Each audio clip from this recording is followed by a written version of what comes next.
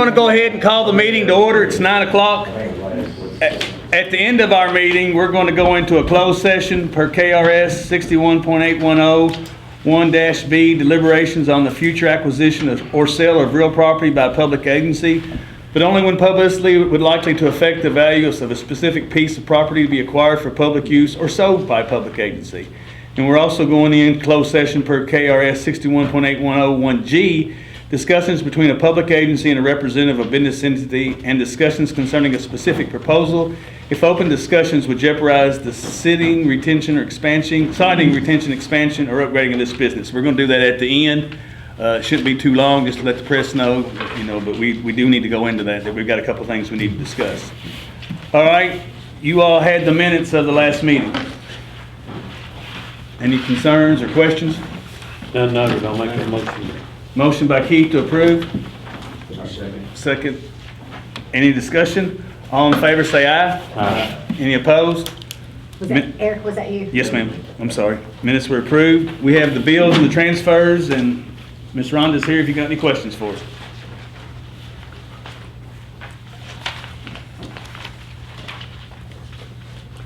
Any questions? None noted. Gary, you make a I'll motion? make a motion to approve the bills and transfers. Jeff, you second it? I did. Okay.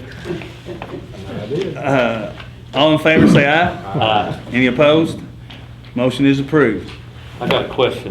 Go ahead. John, He's not here. He's not here. Ask Brett. all right, the $30,000 engine, is it in? Is it doing good? So far. That's one we sent to the capital, right? Right? 409, truck 409? That is a roll-off truck that's typically only used within the landfill. Right. They dump the pits, they haul whatever rock, but it's usually at the site, so it doesn't tie up onto the other. Right. So far, so good, Keith. Okay. Time will tell. It's just a lot of money for an engine. You done right, it is. All right, I'm done. Okay, we're going to have our second reading of the 2022 tax rate ordinance. You have to read it all. Don't have to read it. It's already been read. It's already been read, it's already been put into the thing. Advertised. Make a motion to approve the second reading. Motion by Jeff, second by Eric. All in favor of approving the 2022 tax rates, say aye. Aye. Any opposed?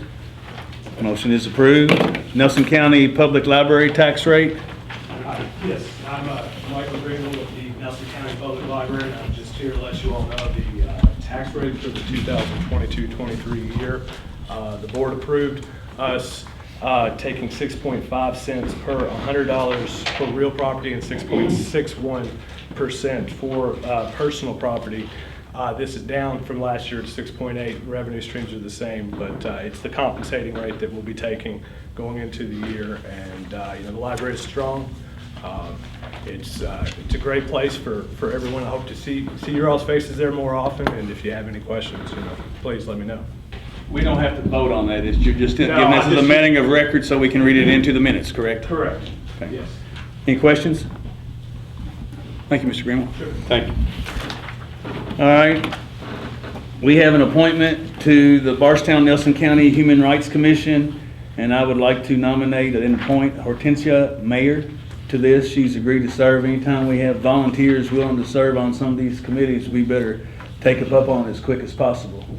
I take a motion to approve her. I'll make a motion. Jeff makes a motion, I'll second. second by Eric. Any discussion? All in favor say aye. Aye. Any opposed? Motion is approved.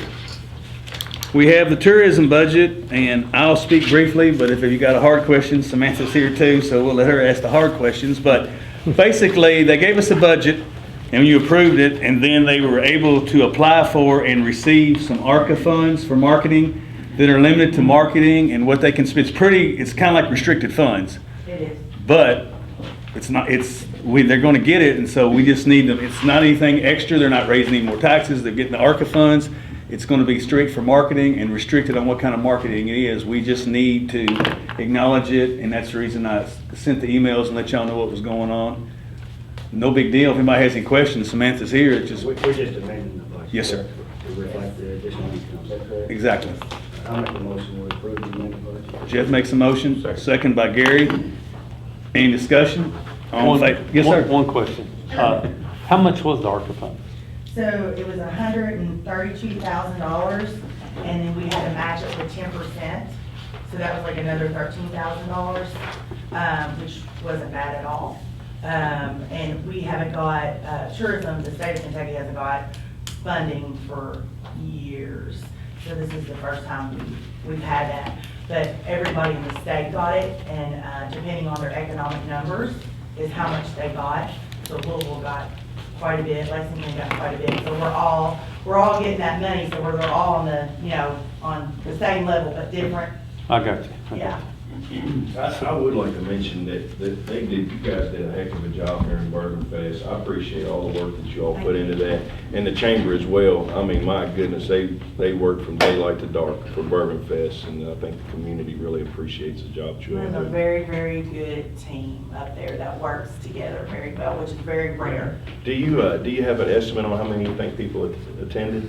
Well, I think, we can be on the safe side to say that at least, 8,000-9,000 came from the Bourbon Festival. And then we had other people that weren't even there for the Bourbon Festival. So we had a lot of people that came out of town. Some people came for cheers. Some people just came to Bardstown during that week to just join in the festivities. So those numbers are really hard to quantify, but we'll be able to do that a little bit more after we're able to pull all our numbers together. Thanks. Yeah. And Bardstown sure was full Saturday night. It was. I hosted 25 people from London, England, and they came in. We took them to Harrison Smith House. We took them to Bardstown Bourbon. We took them downtown. They took pictures in front of people's houses because they want to live here. And so they were super impressed, and that was with a connection with Brand USA. So it's like it's the tourism for the United States. And so we're really lucky. Usually they only go to big cities, but they decided to come to Bardstown now because we're getting so much attention. Cool. So that international market is coming big time. We get a lot of people from Canada, all over the world, so they're coming. Great. Yeah. I know Rhonda would be really tickled to death if the road department and the landfill could get 10-to-1 matching dollars for they spend like that, so. You're gonna say, I'd like to have a grant like that, put up Yeah, 13, get it's very 132. rare. It's rare. We got a motion and a second. All in favor of approving the tourism budget, say aye. Aye. Any opposed? Motion is approved. Thank you. Back before the primary, we spent $11,304.35 to send out notices to remind everybody because there's been some confusion after COVID about where your ballot location is and stuff like that. And I know Julie knows she voted in May, but she's gonna have to remember where she voted and stuff like that. So there's a lot of people. So I would like for us to go ahead and do that again this year, just to make sure that it's been so confusing with COVID, and hopefully we won't have to do it forever. Plus our precincts. Plus new precincts. Plus new precincts, everything's just changed and stuff like that, so. Yeah, I'll make a motion to do it, I ain't important. I'll second. Motion by Jeff, seconded by Keith. Any discussion? One question to Jeanette. Yes, Is sir. Hartstown gonna have their polling place this year No, it's consolidated into New Haven. to New Haven? New Haven, New Hope, and Howardstown are all voting in New Haven. I had a few elderly gentlemen ask me about that. And No, they you said, don't. man, don't take that away from us. I said, I don't have no control over that, but Yeah. Keith, let them know that they can come to our office and then the library for those 3 days too, that they don't not have to go. on library election or to your office. Well, there's different dates, and Judge, if you don't mind, I have brought my team leader, Please. election team leader. Please. And she's got some dates to go over for the media on what's to take place. Let me vote on this first and then Yeah, you okay. do it. All in favor of sending these notices, say aye. Aye. Any opposed? Now would you please give those dates? Okay. Let me get my post- So you're all familiar with, if you can remember, the postcard that got sent out in the primary. It's gonna look almost the same. The only difference, what we didn't have in the primary, is there are 6 days of excused absentee voting in our office, which will be added. So there's gonna be like 4 columns. What I'm gonna cheat off, I know Washington County has sent out a postcard, and I was gonna use her example. It's like mail-in, 6 days of excused, then there's 3 days at the library, which is just Thursday, Friday, and Saturday before the election. You don't need any excuse. You just come and vote early. And then election day, just like before, it's going to give you your 2 options. You can either vote at your assigned polling place, which will give you that name and address, or you can vote at the library also on election day. That's our countywide vote center. So any voter in Nelson County can vote at our public library on election day or on those 3 days before. And so I will give you the dates, if I can find my piece of paper. Yeah. So let me just start with, because we're getting ready to start this Saturday, the 24th. Anybody who wants to vote by mail-in ballot, the portal to do that opens this Saturday. Okay, so that would be September 24th. And then the deadline on that is Tuesday, October 25th.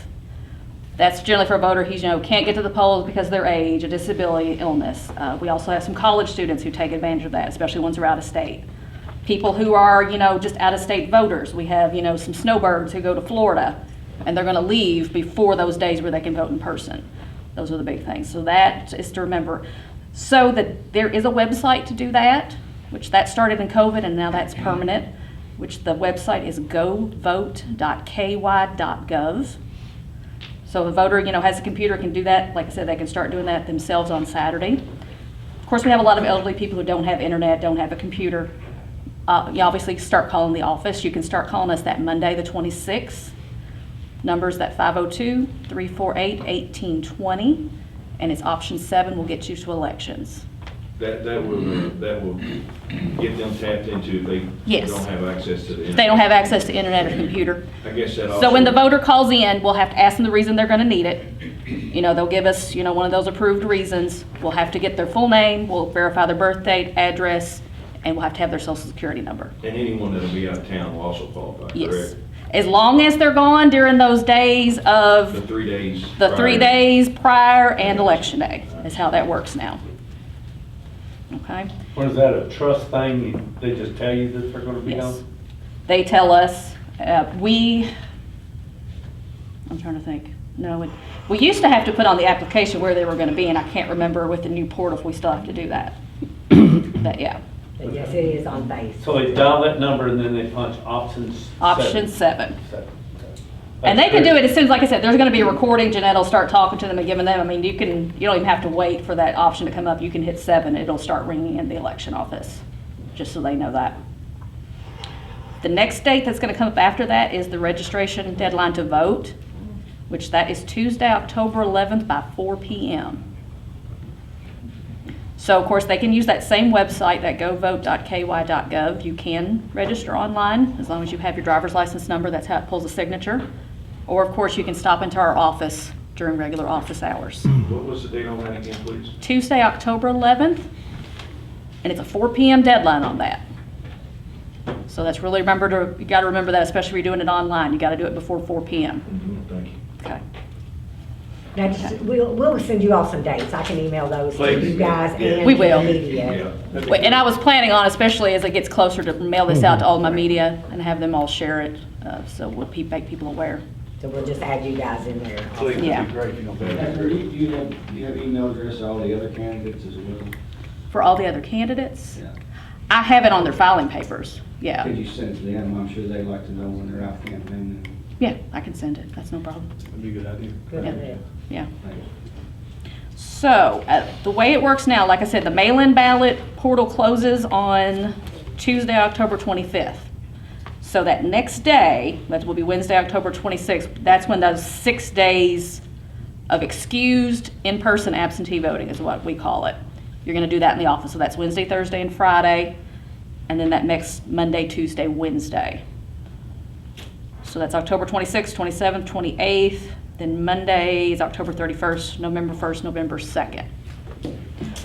So I don't know if you all, before COVID. Election day is November 8th. November 8th.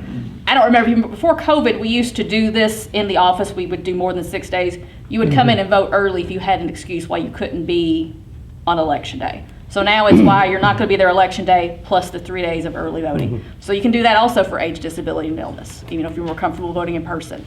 You can do it because you're gonna be out of town those 3 days. You can do it if you're a college student, you just happen to be in town those days, you can come and vote. Okay, that's how that's gonna work. So then immediately after that, that's Thursday, Friday, and Saturday, so that would be November 3rd, 4th, and 5th, is the no excuse early voting at the library. Just the library, not. Just the library. So those 3 days, you're just gonna vote at the library, not at our office.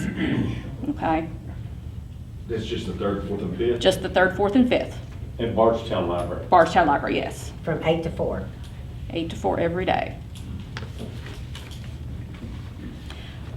And then I think there was a little confusion in the primary because that Monday before the election, which would be the 7th, there's no voting that day anywhere. Yeah. And then, of course, election day is the 8th, November, it's traditional 6 to 6.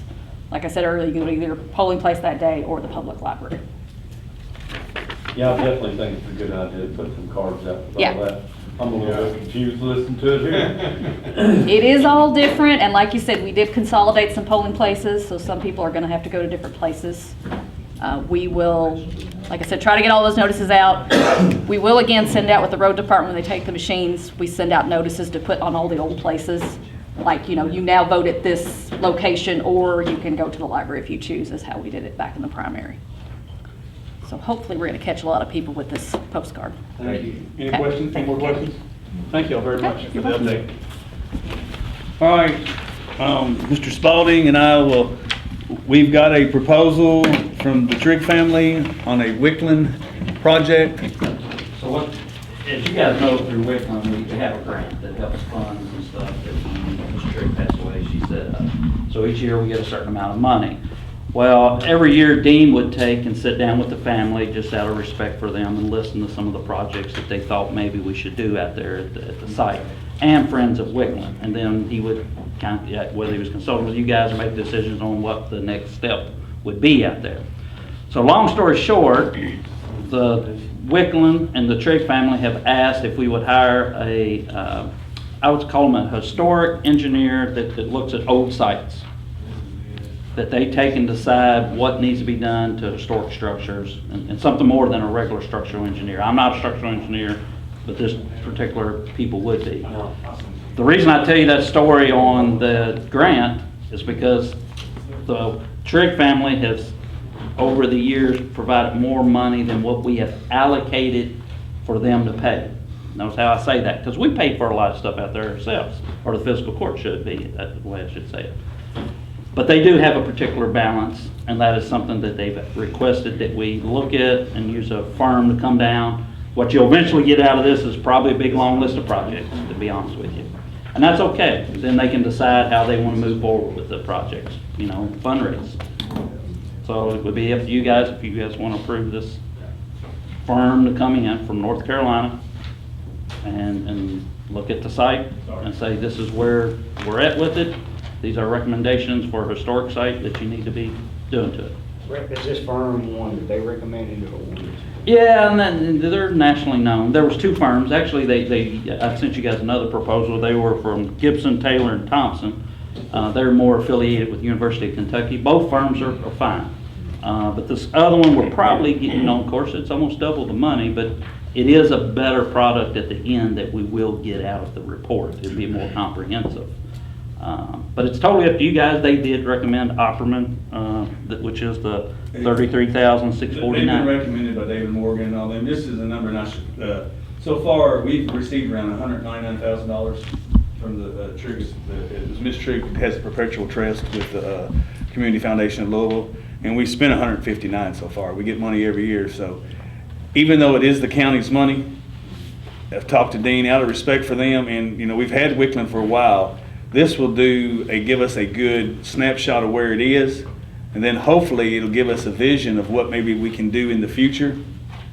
And also, we have our Friends of Wickland, and Susan Trigg sits on it. They've also formed another one, and they have so maybe if they wanted to go out and do a $100,000 project, if they try to do it for December 31st, I'm gonna tell them they gotta go out and raise the money. But if they had this nice formal plan, and they could go out and ask foundations, the Geens Foundation or all these foundations, they're just not gonna do it with me and Keith drawing something on the back of an envelope. Right. So it's a plan, it is a very, very good, reputable firm, very, very tough, maybe a little bit more than the other one. When looking at it, it seems like we're getting a whole lot better plan, but if we're going to ask them to help us raise money to do things, it would be a whole lot better marketing tool and everything to do that. And out of respect for the Trigg family, it's the county's money, and it's a perpetual trust that they can't touch.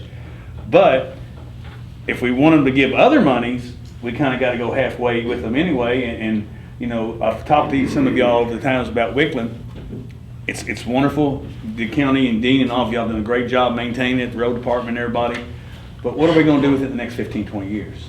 And we need, and it's got historical value. I mean, it's nothing really in this, nobody, you know, it's not really our bailiwick to know exactly what could be the best use for that. So we kind of need to have a vision and then hope that you find a benefactor who is willing to put a lot of money into it, you know, a Mr. Bruckheimer of Bloomfield that we need for Wickland or someone like that who's got the money and the with for all. So by doing this, it kind of gives us a 15 to 25 year plan, and then it also gives the Trigg Family Foundation ammunition to go out and start trying to get fundraising and stuff, because the county's about all we can do. How much has the county spent on that? So is any of this fundraising money? I mean, not fundraising, but the trust money came to help Nelson County taxpayers? The trust money is for Wickland. So when you say it helps taxpayers, I don't. Yeah, but, well, the taxpayers have spent how much? It keeps us from having to spend as much. Well, true. So we have probably spent in the We've spent, I went 90 back and looked, now, we got some insurance proceeds, you remember when it caught Right. fire? John did a thing from June of 2016 through time current, we spent about 340,000. Now, 113, or 114 of that was, you remember we had the fire out there? So that was kind of a push. Was that in the little house? Yes. So you kinda gotta take that number out of that 340, in my opinion, you know, so you take, 225. yeah, something like that. So that's what, you know, so we're not far off from what we've spent compared to what they've spent. Unlike Nikki, we When I need say to, that, you know.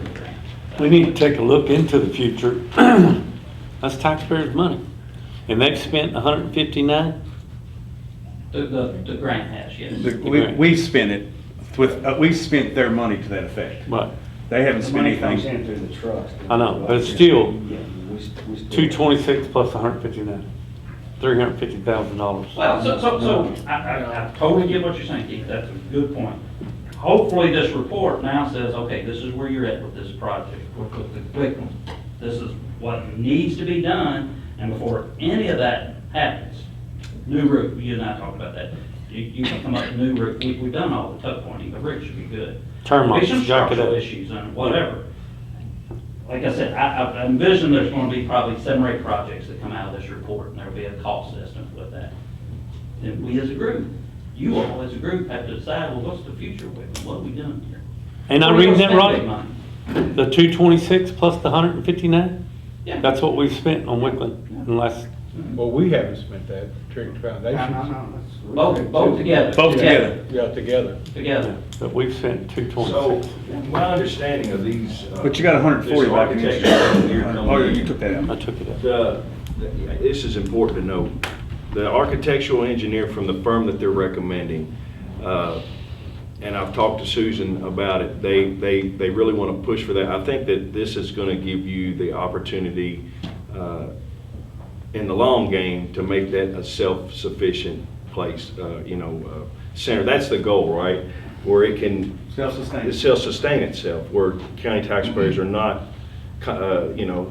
funding any of it. And if we can get, if they can get that, according to them, if they get that better engineer, it's gonna be able to open up major doors for fundraising and possibly even make Wickland a national landmark, which would be huge. You would get donors from New York City, you would get donors from out of the immediate area to donate to this. It would really open up some doors. But they, of course. Why aren't they donating to it now then? What's going to make the Because difference? they're only gonna donate to a specific improvement. They're not gonna nobody wants to donate to to the operating. But if you were enhancing something, people seem to like to give, like when your church raises money or something, it's a capital improvement. It's not to pay the pastor's salary or to mop the floors. They want to paint the place or put a new roof on or a new sound system. We need to get and they only found this like the last couple months, but this would give them a specific, if they want to enhance it and spend $150,000 on something, then they're going to have to go out and raise most of the money. But they need a plan, they just don't need, we'd like to do this, we'd like to do that. When you say most of the money, you don't know how much money. Well, I mean, it's y'all's decision, I won't be here. But I don't see your point here. How do you think it'll ever be self-sustained? Well, I mean, that's gonna be conversations we'll have to have going forward, but it would be self-sustaining if we had donors that were pitching in to put new roofs on it and, if you could get enough donated money into that would help take care of that. And, you talk to the board, they've got some ideas. It's gonna have to be a think tank between fiscal court and the board and the Friends of Wickland. Because, I mean, it's an important landmark, for one thing. It's unique to Nelson County.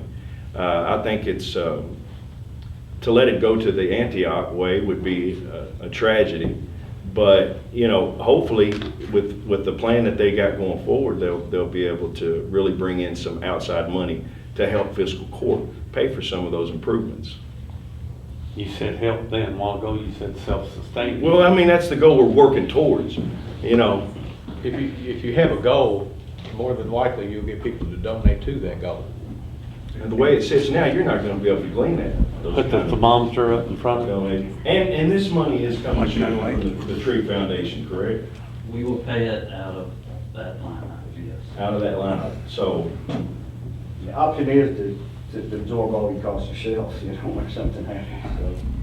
And regardless of the Tree Foundation donation, I think it's probably a good idea to see what the heck we got, what kind of issues we're gonna face in the future, because it's an old house.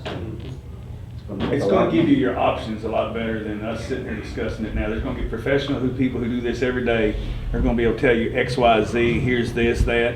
And it may come back and you get rid of the dang thing and sell it or something. I mean, I'm not saying, but none of us really wanna do that, but we would like to, it'd be nice to have a professional, impartial person who does this for the time. And yes, it is fiscal court's money because you all control the money that the Triggs give us. But the Triggs did give us the money, so out of kind of respect for them, we're gonna spend some of the money they've given us, even, and have this report if you all are in favor of it. And then in the next 6 months or so, we should hopefully have a better understanding on what's the possibilities of Wickland.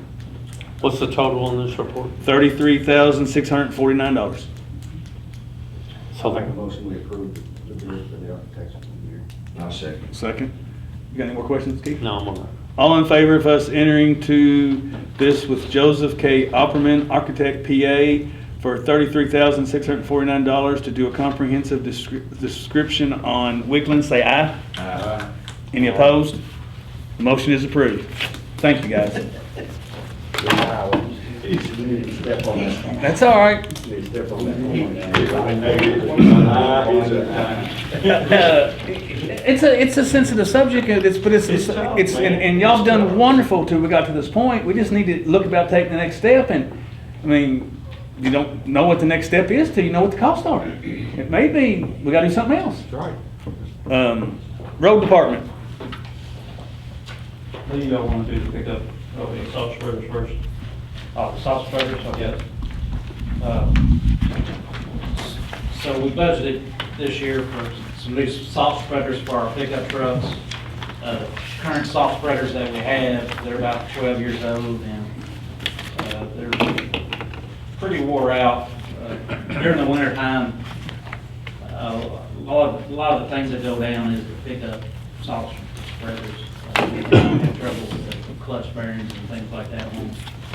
So we sent out requests for bids for some new electric motor salt spreaders with stainless steel hoppers.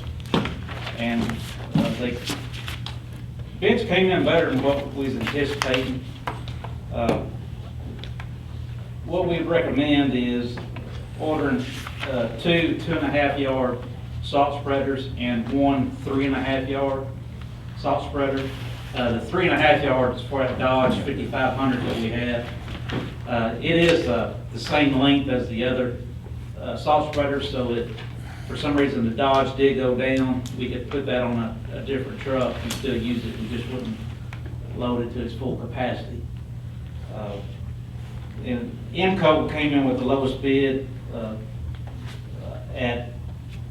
for the 2 2.5-yard salt spreaders and a 1 3.5-yard at $26,945.67. And I asked the court to approve that so we could move forward. Takes about 45 days to get those in, and so we have them around early November and should have them ready to go. For some reason, they don't come in. We still have the other soft spreaders there, but they're getting to the point where they're just requiring constant maintenance. I have a couple of questions. Yes, sir. How much is in the budget for these spreaders? 35,000. Okay. And have you, I know we have a problem with those electric motors, and I'm sure it's gonna be quite a bit more, but have you thought about hydraulic? So the ones we have now they're basically lawnmower engines, they're not electric. So we did look at what you're talking about, of going straight hydraulic to that, so you'd have to retrofit your pickups, and you're probably gonna add about, I believe what you say it was, $4,000 or $5,000 a piece more. You're looking about $5,000 per unit mowers. 5,000? So we looked at that, who has one of these? The city has one, right? Is that what theirs is, electric over there? The city has the electric. Yeah. So how long basically does these, the ones that we have last? Well, 12 so years? what you find about the problems with the ones we have now with the gas engines, they get salt in them. Right. And gas and salt engines don't go well together, so we kept replacing the engines in them. So every couple of years, we replace an engine for $700, $800. It wasn't about the money, it was about being down. So it's That $700 or became an issue. $800, okay, Just for the little engine. okay. Was it about a 5, 6 horse motor? Yeah, it's a little, it's a little more than that, but, you know, so we would always keep some in stock, but it's aggravating. You know, the pickups run down these little small roads that your big truck can't get down and go into subdivisions real quick. They're real fast as far as where they're getting to, so they help our bigger trucks out.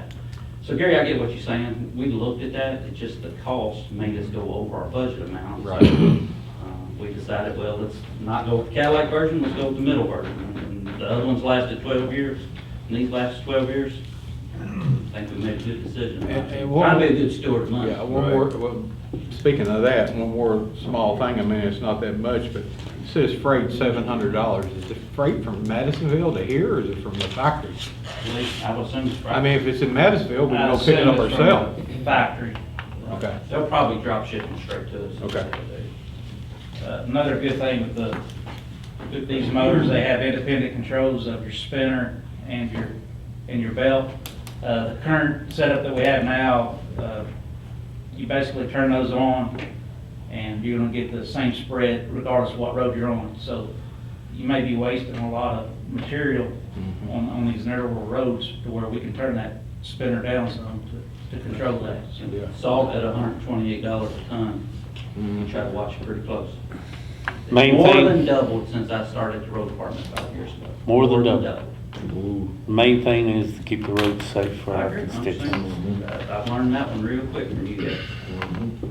I'd like to go ahead and make a motion to approve this bid from Emco I'll second. for two 2.5 cubic yard spreaders and one 3.5 cubic yard spreaders. Motion by Gary to spend $26,945.67 to get these spreaders, and a second by Keith. Any more discussion? All in favor, say aye. Aye. Any opposed? Motion is approved. Chris, if you want to hit the report real quick, and I'll do the bids. We prepared the creek crossing at Harrison Fork Creek number 3. We've got that done. We've dug out and repaired a section of Garrison Lane. We've patched a couple patches on Peeler Lane. We've done some ditch work on Hugh Ice Loop, on Harrison Fork again. We repaired a ditch on Mobley Mill. We're working on a drainage project right now on Millwood Way. We cleaned and reshaped the ditch on Allender Lane last week.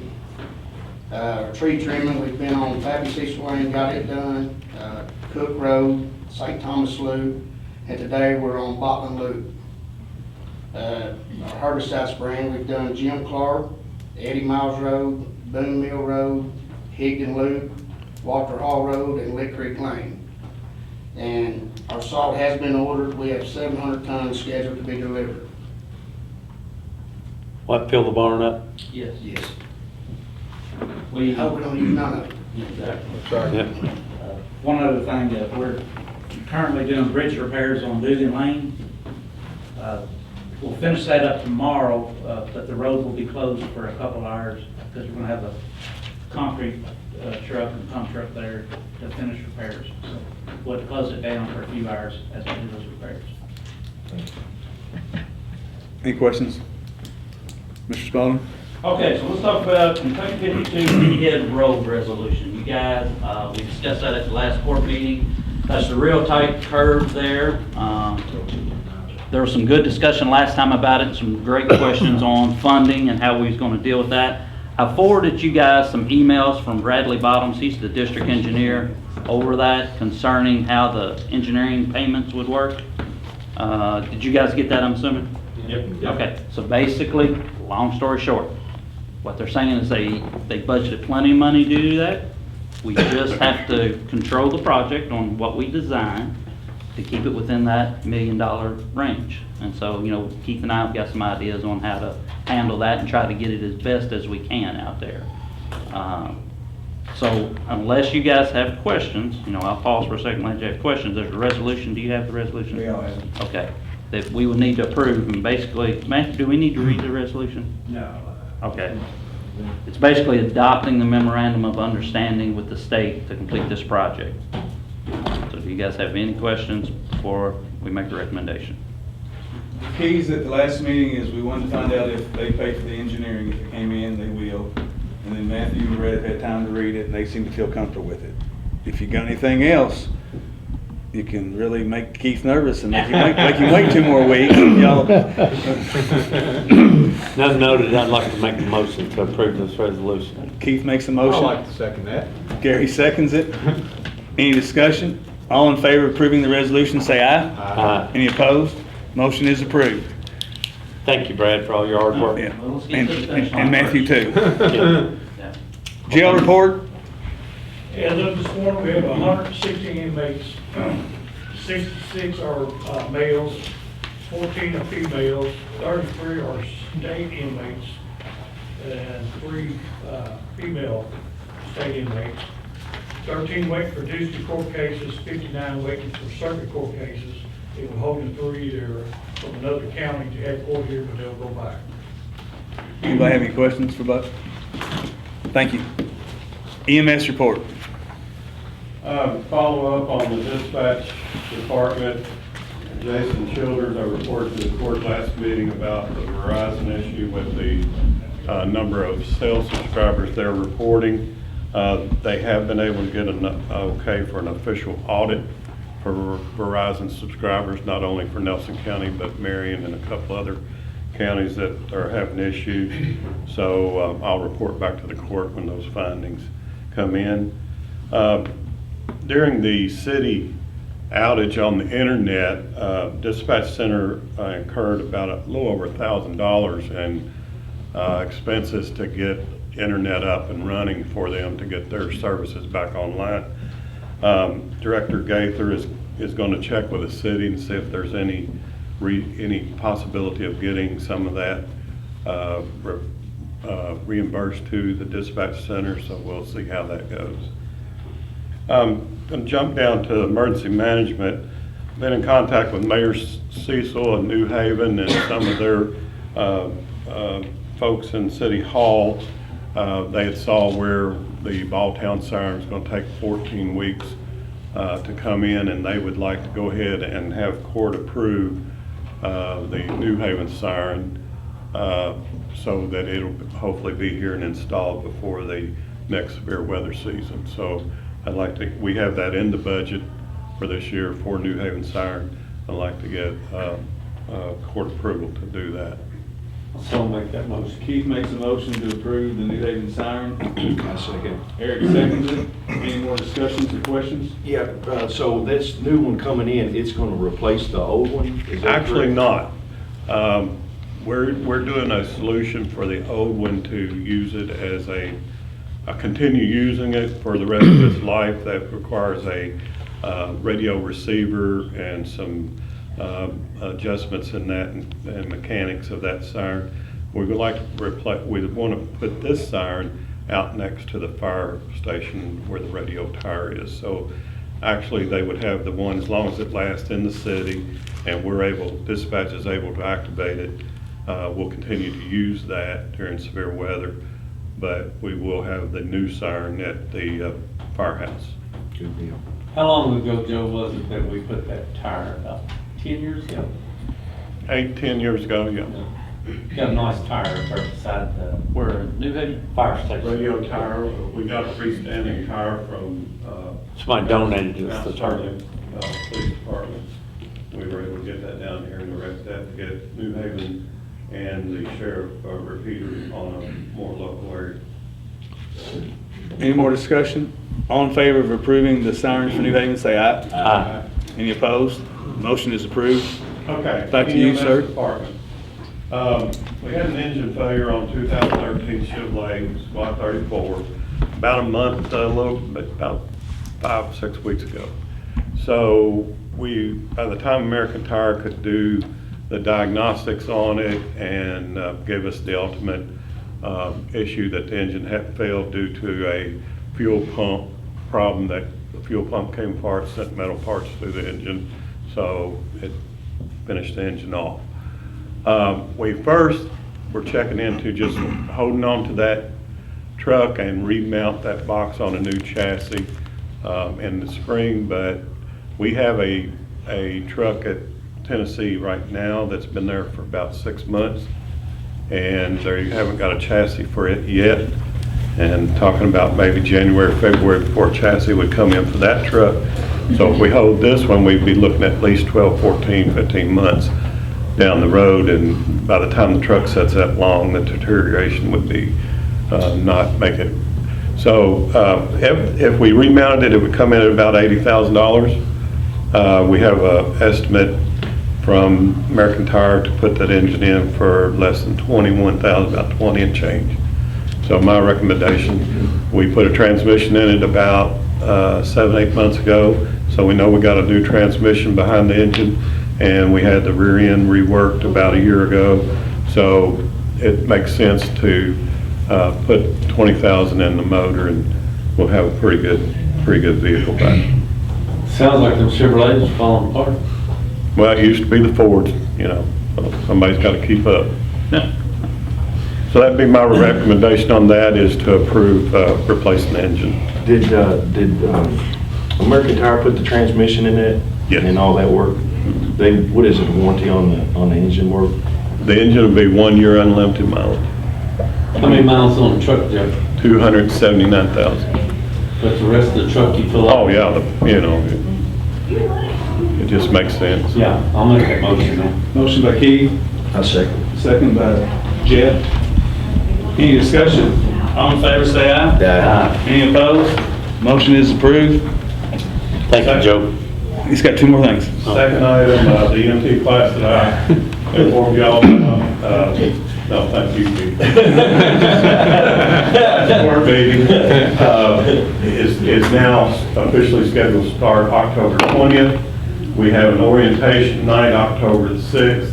The applications are on our website, nelsoncountyms.com, and folks that are interested in attending that class need to fill that application out, get it back in, and show up for the orientation. Once the orientation night goes, that's the end of the opening for the class, so anybody that doesn't get in on October 6th orientation won't be accepted in the class. EMS conference is going on this week. There's several state meetings that I'll be attending at that conference, and I'll bring back to the recording information that comes out of those meetings. Lastly, the monthly report for August comes in at 752 calls responded to, 176 non-transport. I want to point out 49 lift assists were made in August, which is about double what we've been doing a month. At some point, guys, we're going to have to address the lift assist. EMS goal and duty is to respond to emergency, non-emergency, and transport of the sick and injured. Nowhere in that is it say that we are a lift assist company to go out to, and we're going all over the county now, far ends of the county. When that ambulance is tied up for 35, 45 minutes an hour on getting someone out of the floor and putting them back into the chair, getting them out of their bathtub and drying them off, other emergencies cannot be done. And my way of thinking, and I'll be talking with Matthew going forward, but when we go out and do a lift assist, we don't have x-rays, we don't have diagnostic equipment. We're walking away from a patient that may or may not have an issue after we leave them. And I think at some point, we may incur some liability doing that. I'm talking to other counties that have had this problem and have stopped doing lift assist, to try to get some language what they're doing for those. Right now, I'm considering on the repeat folks, and these are folks that call over and over and over for us to come out and handle their care, or not really care, just lift them up and get them where they need to be, and then fix them a toast, or, getting their clothes on. That is not EMS responsibility or their charge. So we're going to have to address that going forward. It's word of mouth, just, well, call EMS, they'll come and get you up, or it just is going all over. Like I said, in August, we went to Chaplin, we went to D-Head Road, that's pretty demanding on our ability to provide service to what we're actually supposed to be doing. So when you go and do this, Joe, there's no money for it, is that correct? Well, we have a charge, but insurance doesn't cover, Medicare, Medicaid doesn't cover it, so you can imagine how much we collect for doing those things. Well, please research it and can bring it back to us and stuff like that. Just work with Matthew. That'd be my report. All right. Joe, your lift assists are counted in daily runs, They're counted in the non-transport. so they get difference in your cost, right? Yeah. Difference. Landfill solid waste report. So I'll cover for John. So I know he's talked to you guys about the existing high lift, so they got the undercarriage in it. They're actually using it, so that's back up and running. Still no word on when the new one's gonna get here, so I don't know. We'll just have to keep. So the dozer I called yesterday about it. They had a fuel line leak. They made the fuel line. They ran for a few hours. Now it's got a final drive leak. They're trying to fix it. They think it'll be end of this week that we can come down and pick it up. So that's what I'm being told, Keith. So they kind of got all the major stuff. They act like that, on those final drives, they get the plug, which one I'm talking about? And that they replaced the plug and then they got to rerun it to make sure that. A lot of pressure back there on that plug. Right. So that's what they were trying to work on yesterday. And outside of that, just regular business. All right. Recreation report. Baseball going strong, soccer, really ain't just keeping up with the sports right now, but once baseball and soccer wrap up, then I'm probably going to address the gate. I can't imagine shutting the park down right now, trying to put in an effort in gate. But other than that. All right. Thank you. Sheriff, do you have anything to share? Yes, sir. We have a graduation of our newest recruit, Zachary Downs. He graduates on Thursday at 2 o'clock in Richmond at the DOCJT. The Bourbon Barrel Task Force meeting is on Friday, the 23rd at 10 a.m., room 169. Anybody that wants to come. I'll be sending you guys, it was short notice, my budget for an amendment, moving money from line items. It's still the same bottom line number. I just did not put money on a postage for mailing out the tax bills, and that's money that needs to be put on a line item for those coverages. And I'm moving some other line items to create the license plate readers. The sheriff's office will be getting them. And then the departure of Sergeant Pinkston. He left last week to go to Shepherdsville. And we're in the process of hiring somebody. The other position that you guys approved for the 6 months, we still have not filled that. So it's become struggles to fill those positions. I have 2 guys on light duty, so the shortage on law enforcement out on the street, it's thin for us right now. We will get through it, but just inform the court of our issues. Thank you, sir. You have anything to I do. A couple of elections ago, the state had went from paper rosters into electronic poll books to register you when you get to the voting precinct to show where you go to. So we'll be able to tell you which ballot that you get.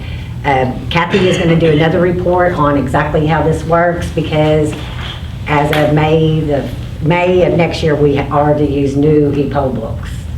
And the ones we have now will go back to the state.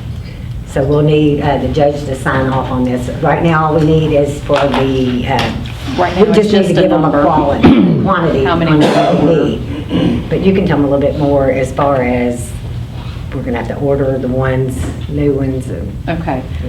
Do you understand what Jeanette's talking about when she says it's basically when you go present your ID and then you sign? It's kind of on an iPad right now. Right now, the state has a statewide contract through 10X. That contract is going to expire before the next primary. So in November, everything's going to be the same, but between now and the next primary in May, we're going to have to buy all new equipment. I'm assuming it's going to be iPads similar to what we're using. Plus, every county is going to have to approve a vendor. It's going to be more than 10X, and we don't know exactly who that's going to be because there's going to be a process through the state to get approved before they can even sell to us, kind of like they do now with the voting machines. So my understanding is to buy these iPads, or I assume they're going to be iPads or similar, fiscal court is going to have to buy them, but there is a grant going to be through State Board of Elections. It's going to be paid back at 100%. So that's why, only thing to asking for today is we've got something, just how many we're going to ask for to buy. What kind of cost are you talking about? We don't know yet. Don't know. Unfortunately, we do not know yet. Are you gonna tell the court before? Yes, definitely. Well, my understanding is, there's, like I said, there's going to be bids from different vendors. There might be different prices. And then, we're going to have a recommendation of what we like, and then I'm sure there'll be costs involved, and so you'll see. How many do you think you're gonna? I'm going to ask for 37 units, which is actually less than we have now. When they were bought before, when we had 24 separate precincts, it was 2 per precinct, except our 2 smallest ones, Fairfield and Howardstown, only got 1. That's why it came out to be 46 instead of 48. Now, because we consolidated locations, we don't need as many. So basically, I did the 16 locations, which you have to keep everything separate, so that's voting in the office, early voting, plus like 15 different locations, or 14 on election day. 2 per, which is what we use now, plus 5 spares, and that's how I came up with the 37 number. But you did say it's a grant for 100% of the Yes. cost, so it's just really fast. Correct, yes. Are you asking us to approve? I'm mostly just kind of informing you right now what's gonna happen. And also, like I said, the ones who might be on fiscal court, because this might roll over into January, is what I have a feeling. Yeah, all we need today is a signature from the judge showing, we're telling him how many we need, and he'll sign off on that. We'll send it back to the So state. then you can go get proposals. Correct. They're gonna get their approval from the state, and then they're gonna start coming to sell You to need a us. motion? No. Nope. Nope. All right. Unless y'all have an objection, I'll go ahead and sign it, then as long as y'all know about it and everything like that. No objection. All right. At this time, we're going to go into closed session per KRS 61.8101B. Yes, sir. I'm sorry, Jeff. Just point of order. Sure. Got a whole list of transfers here. Do we officially, Yeah, my motion was. Motion was- I thought that was part of the motion. I thought that was part of the bills. Yeah, it's part of the motion. I'd rather you ask where we can go any place, so thank you. All right, we're going into closed session per KRS 61.8101B, deliberations on the future acquisition or sale of real property by a public agency, but only when publicity would likely to affect the value of a specific piece of property to be acquired for public use or sold by a public agency, and closed session per KRS 61.8.1.1G, discussions between a public agency and a representative of business entity, and discussions concerning a specific proposal if open discussions would jeopardize the siting, retention, expansion, or upgrading of the business. I'd entertain a motion to go into executive session. Jeff? Eric seconds. All in favor of going into executive session? I want Kim Houston and Brad to sit with us. And Matthew, you please stay. And Jeanette, all in favor say aye. Aye. Aye. Any opposed? I don't anticipate this is going to last more than 10, 15 minutes.